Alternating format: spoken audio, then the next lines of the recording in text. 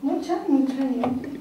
Cioè, l'acqua non c'è. Da un mese senza acqua corrente in casa, ecco come sono costretti a vivere Sandro Gasparello, Barbara Cappellotto e i loro 2 bambini. È una di quelle taniche che noi andremo a utilizzare durante la giornata. Nel pomeriggio andrò da un amico a Oriago e andrò a prendermi dell'altra acqua. Come vedi là ci sono bottiglie e quelle bottiglie vengono usate per lavare i piatti, anzi lavare i piatti, lavare le forchette, le pentole, perché i piatti usiamo piatti di carta perché l'acqua è quella che è. Dopo anni di morosità, gli addetti di Veritas si erano presentati per mettere i sigilli al contatore e siccome la coppia li aveva rimossi, sono tornati a Mira nell'alloggio Ater dove vive la famiglia e hanno messo in atto una soluzione più radicale. Sinceramente, avendo dei bambini piccoli, quando hanno messo il sigillo io ho aperto il rubinetto perché i bambini non potevano rimanere senza acqua, tanto ho detto quando tiro i soldi vado a pagare la bolletta e me la riaprono. Nel frattempo loro sono arrivati prima e hanno tolto via il contatore. Gasparello un tempo era titolare di una piccola impresa edile che ha dovuto chiudere perché c'erano troppe tasse da pagare,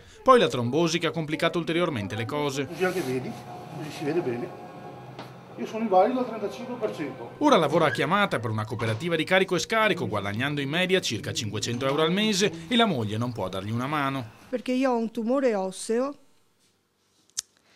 e questo mi porta molte volte a non riuscire a cucciarmi per tirare su una roba, a non riuscire a tirare su le braccia troppo in alto perché non ce la faccio e tutte queste robe qua, e loro invece hanno sempre pensato che fosse perché io non avrei mai avuto voglia di lavorare. Abbiamo dato loro un alloggio e dei soldi per pagare le bollette arretrate, spiegano dal comune.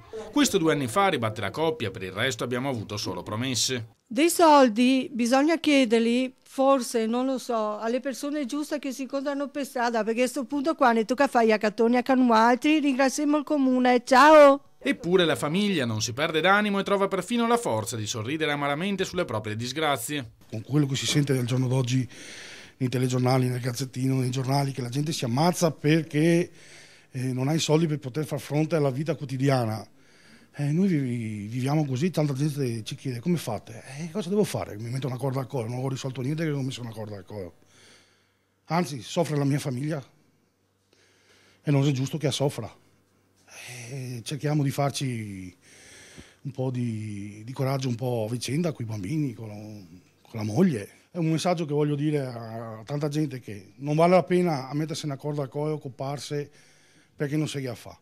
Bisogneria trovare il sistema di aiutarsi tutti quanti insieme.